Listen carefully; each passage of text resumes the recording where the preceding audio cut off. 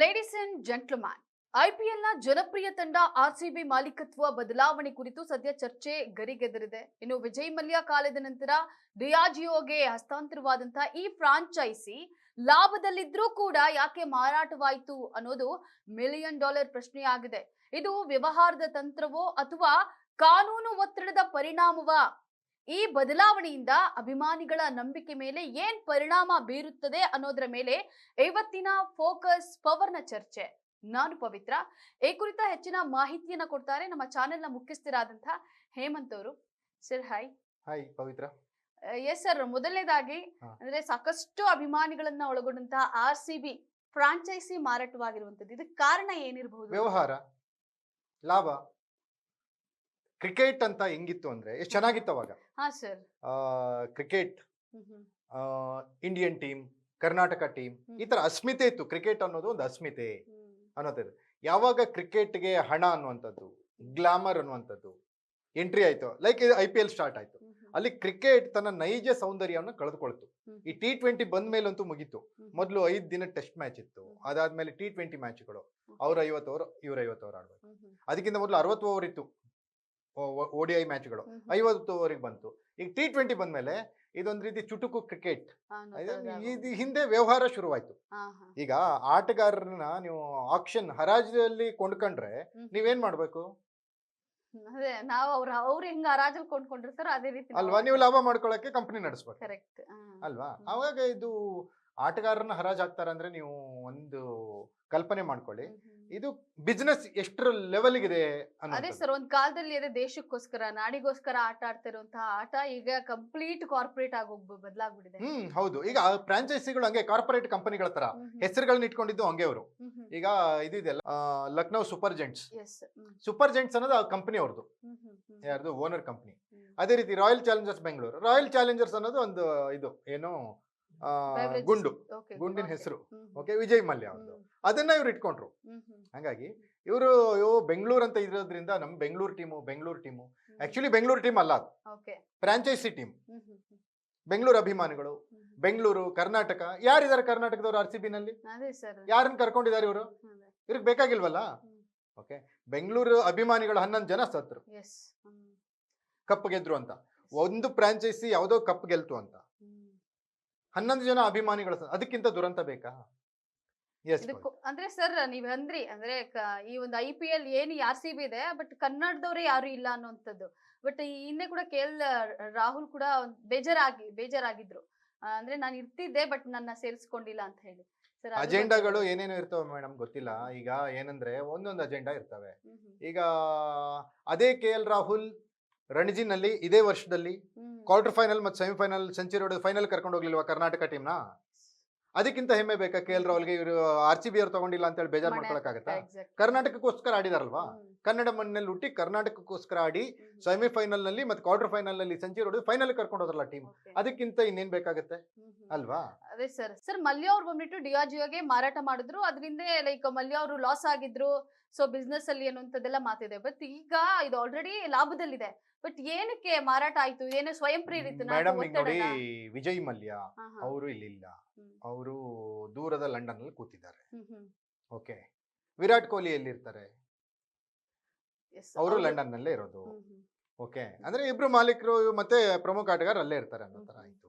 Okay, ಈಗ ಹೆಂಗಿರುತ್ತೆ ಅಂತ ಅಂದ್ರೆ, ಈ ವಿಜಯ್ ಮಲ್ಯ ಅಂತ ಬಂದಾಗ ಅವ್ರ ವ್ಯವಹಾರದಲ್ಲಿ ಏನೋ ಹೆಚ್ಚು ಕಮ್ಮಿ ಆಯ್ತು, ಅವ್ರು ದೇಶ ಬಿಟ್ಟು ಹೋದ್ರು, ಬ್ಯಾಂಕಿಗೆ ಏನೋ ವಂಚನೆ ಮಾಡಿದಾರೆ ಅಂತ. ಮಲ್ಯ ಹೇಳೋ ಪ್ರಕಾರ ನಾನು ವಂಚನೆ ಮಾಡಿಲ್ಲ ಅಂತ. ವಂಚನೆ ಮಾಡಿಲ್ಲ ಅಂದ್ರೆ ಅವ್ರು ಬರ್ಬೋದು ದೇಶಕ್ಕೆ, ಯಾಕೆ ಬರ್ತಾ ಇಲ್ಲ ಅಲ್ವಾ?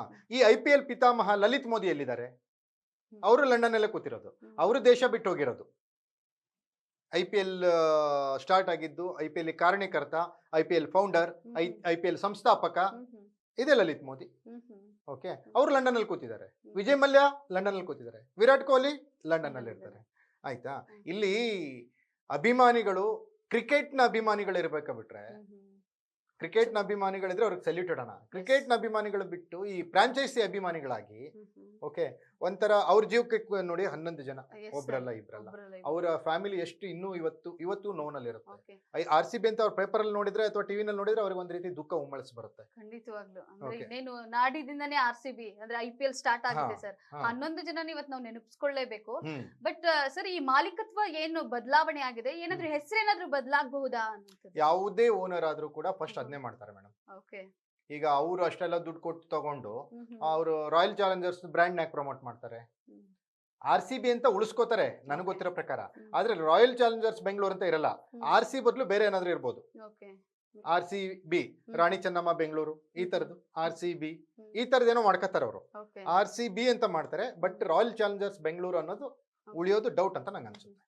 ಸರ್ ಈಗ ಮಾಲೀಕತ್ವ ಎಷ್ಟು ಪ್ರಮುಖ ಆಗುತ್ತೆ ಸರ್? ಈಗ ಒಂದು ಅಂದ್ರೆ ಒಂದು ಮ್ಯಾಚ್ ವಿನ್ ಆಗೋಕ್ಕೋಸ್ಕರ ಅಂದ್ರೆ ಒಂದು ಫ್ರಾಂಚೈಸಿ ವಿನ್ ಆಗಕ್ಕೆ ಎಷ್ಟು ಮಾಲೀಕತ್ವ ಅನ್ನೋದು? ಮಾಲೀಕತ್ವದ ಮೇಲೆ ವಿನ್ನಿಂಗ್ ಡಿಸೈಡ್ ಆಗಲ್ಲ, ಆಟಗಾರ ಪರ್ಫಾರ್ಮೆನ್ಸ್ ಮೇಲೆ ಆಗುತ್ತೆ. ಅಂಬಾನಿ ಒಡೆತನದ ಟೀಮ್ ಇದೆ. ಆಮೇಲೆ ನಮ್ಮ ಕಾವ್ಯ ಮಾರನ್ ಯಾರು ದಯಾನಿಧಿ ಮಾರನ್ ಅವರು ಅವ್ರದ್ದು ಟೀಮ್ ಇದೆ. Sunrisers Hyderabad, Gandhi team Delhi Capitals ಇದೆ. ಸೊ ಈ ಓನರ್ಗಳ ಮೇಲೆ ಡಿಪೆಂಡ್ ಆಗಲ್ಲ. ಅಂದ್ರೆ ಕಪ್ಪು ಅದು ನಮಗೆ ತರ್ಕಕ್ಕೆ ನಿಲ್ಕದ್ದು ಆ ತರದ್ ಏನಾದ್ರು ಆಯ್ತು ಅಂದ್ರೆ ಅದನ್ನ ಚರ್ಚೆ ಮಾಡಕ್ ಆಗಲ್ಲ ನಾವು. ಅಂದ್ರೆ ನೀವು ಹೇಳೋ ಪ್ರಕಾರ ಏನಂದ್ರೆ ಫಸ್ಟಿಗೆ ಡಿಸೈಡ್ ಆಗ್ಬಿಟ್ಟಿರುತ್ತೆ ಯಾವ ಓನರು ಯಾವ್ರು ಗೆಲ್ಬೇಕು ಅಂತ ಹೇಳಿ ಅಂತ. ಆ ತರದ್ ಆಗುತ್ತೆ ಅಂತ ನಾನು ಅನ್ಕೊಂಡಿಲ್ಲ. IPL ನಲ್ಲಿ ಆ ಫಿಕ್ಸಿಂಗ್ಗಳು ಅದು ಇದು ಆ ತರದ್ ನಾನು ಅನ್ಕೊಂಡಿಲ್ಲ. ಆದ್ರೆ ಆಟಗಾರರ ಪ್ರದರ್ಶನದ ಮೇಲೆ ಸೋಲು ಗೆಲುವುಗಳ ತೀರ್ಮಾನ ಆಗುತ್ತೆ. ಬಟ್ ಇಲ್ಲಿ ಸರ್ ಇಲ್ಲಿವರೆಗೂ ನಾವು 18ನೇ ಸೀಸನ್ ಅಲ್ಲಿ ಮಾತ್ರ ಕಪ್ ಗೆದ್ದಿದ್ದು RCB. ಬಟ್ ಈ 3 ಸತಿ ಏನೋ ಫೈನಲ್ ಹೋಗಿತ್ತು. ಬಟ್ ಇಲ್ಲಿವರೆಗೂ ಒಂದ್ಸಲಿ ಬಿಟ್ರೆ ಕಪ್ ಗೆದ್ದಿಲ್ಲ. ಬಟ್ ಆದ್ರೆ ಆ ವ್ಯಾಲ್ಯೂ ಬ್ರ್ಯಾಂಡ್ ವ್ಯಾಲ್ಯೂ ಏನಿದೆ ಅದು ಎಲ್ಲದಕ್ಕಿಂತ ಹೈ ಇದೆ. ಅಭಿಮಾನಿಗಳೇ ನಮ್ಮನೆ ದೇವರು ಅಂತ ಡಾಕ್ಟರ್ ರಾಜ್ಕುಮಾರ್ ಹೇಳ್ತಿದ್ರು. ಅಭಿಮಾನಿಗಳೇ ನಮ್ಮನೆ ದೇವರು, ಹಂಗೆ ಅಭಿಮಾನಿಗಳೇ RCB ದೇವರು.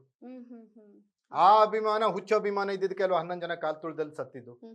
ಬೇರೆಯವರೆಲ್ಲ ಸಿಕ್ಕಾಪಟ್ಟೆ 3-4 ಸರಿ ಟ್ರೋಫಿ ಗೆದ್ರಪ್ಪ, ಅಲ್ಲಿ ಎಲ್ಲೂ ಈ ತರ ಕಾಲ್ ತುಳಿದಾಗಿಲ್ಲ.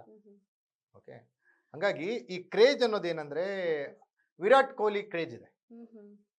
ಅಂದ್ರೆ ಪಕ್ಷಾತೀತವಾಗಿ, ಆಮೇಲೆ ವಯಸ್ಸಿನ ಅಂತರ ಇಲ್ಲದೆ, ಆಮೇಲೆ ಸ್ಥಳಗಳ ಅಂತರ ಇಲ್ಲದೆ, ಕರ್ನಾಟಕ ಇರ್ಬೋದು, ಡೆಲ್ಲಿ ಇರ್ಬೋದು, ಅಥವಾ ಮಹಾರಾಷ್ಟ್ರ, ಭಾರತದ ಯಾವುದೇ ಭಾಗಗಳು, ದೇಶ ವಿದೇಶಗಳಲ್ಲಿ ವಿರಾಟ್ ಕೊಹ್ಲಿ ಕ್ರೇಜ್ ತುಂಬಾ ಜಾಸ್ತಿ ಇದೆ. ಅವರ ಅಂತ ಸ್ಟೈಲಿಶ್ ಬ್ಯಾಟ್ಸ್ಮನ್ ವಿರಾಟ್ ಕೊಹ್ಲಿ. ಎಲ್ಲಾ ಫಾರ್ಮ್ಯಾಟ್ಗಳಲ್ಲೂ ಟೆಸ್ಟ್, ODI, T20 ಫಾರ್ಮ್ಯಾಟ್ಗಳಲ್ಲಿ ವಿರಾಟ್ ಕೊಹ್ಲಿ ಅಂದ್ರೆ ಒಂಥರ ಒಂದು ಸೆನ್ಸೇಷನ್. ಅವರು ಕ್ರೀಸಲ್ಲಿ ಇದ್ರು ಅಂದ್ರೆ ಅವ್ರ ಬ್ಯಾಟಿಂಗ್ ನೋಡೋದೇ ಒಂದೊಂದು ಚಂದ, ಒಂದೊಂದು ಶಾಟ್ಗಳು ಒಂದೊಂದು ರೀತಿ ಮನಮೋಹಕ ಅಂತ ಹೇಳ್ಬೋದು, ಆಕರ್ಷಕ.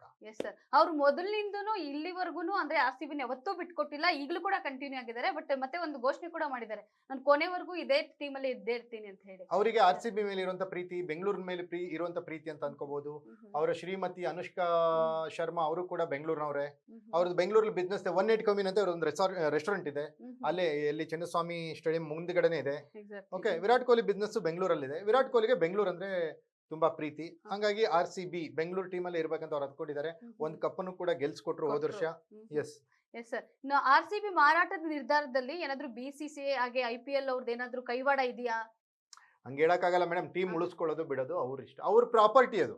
ನೀವೇನೋ ಒಂದ್ ಸೈಟ್ ತಗೊಂಡಿರ್ತಾರ ಅಂತ ಇಟ್ಕೊಳ್ಳಿ, ನಿಮ್ಗೇನೋ ಸೇಲ್ ಮಾಡ್ಬೇಕಂತ ಮನಸ್ಸು ಬಂದ್ರೆ ಸೇಲ್ ಮಾಡ್ತೀರಾ. ಲಾಭ ಇದ್ರು ಯಾಕೆ ಸೇಲ್? ಅವ್ರ ಇಷ್ಟ ಮೇಡಮ್. ಅದಕ್ಕಿಂತ ಬೇರೆ ಎಲ್ಲೋ ಒಂದ್ ಕಡೆ ಅಭಿಮಾನಿಗಳು ಕೂಡ ಒಂಥರ ಅವ್ರ ನಂಬಿಕೆ ಮೇಲೆ ಎಲ್ಲೋ ಹೊಡೆತ. ಅಭಿಮಾನಿಗಳ ನಂಬಿಕೆಗೂ RCB ಹೆಸರಿಗೂ ಸಂಬಂಧನೇ ಇಲ್ಲ. ಯಾಕಂದ್ರೆ ಅಭಿಮಾನಿಗಳು ಹೇಳಿರೋ ತರ ಇದು ಬೆಂಗಳೂರು ಟೀಮ್ ಅಲ್ಲ, ಇದು ಫ್ರಾಂಚೈಸಿ ಟೀಮ್. ಇದು ವಿಜಯ್ ಮಲ್ಯ ಅವರ ಟೀಮ್. ಇದು UB ಬ್ರೆವರೇಜಸ್ ಅವ್ರದ್ದು ಲಿಕ್ಕರ್ ಕಂಪ್ನಿ ಇತ್ತಲ್ಲ, ಆ ಟೀಮ್. ಓಕೆ, ಈಗ ಡೆಲ್ಲಿ ಕ್ಯಾಪಿಟಲ್ ಅಂತ ಹೆಸರಿದೆ ಅಂದ ತಕ್ಷಣ ಅದು ಡೆಲ್ಲಿ ಟೀಮು, ಡೆಲ್ಲಿ ಅಭಿಮಾನಿಗಳು ಅಂತ ಹೇಳಕ್ಕಾಗಲ್ಲ.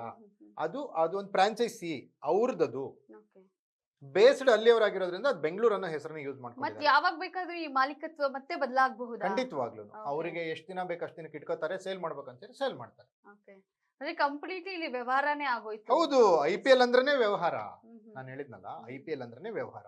ಅದೇ ನೀವು ರಣಜಿನಲ್ಲಿ ಹಿಂಗಿರಲ್ವಲ್ಲ, ರಣಜಿ ಟ್ರೋಫಿನಲ್ಲಿ ಈ ಕ್ರೇಜ್ ಇರಲ್ಲ. ಯಾಕೆ ಹೇಳಿ? ಅಲ್ಲಿ ವ್ಯವಹಾರ ಇರಲ್ಲ.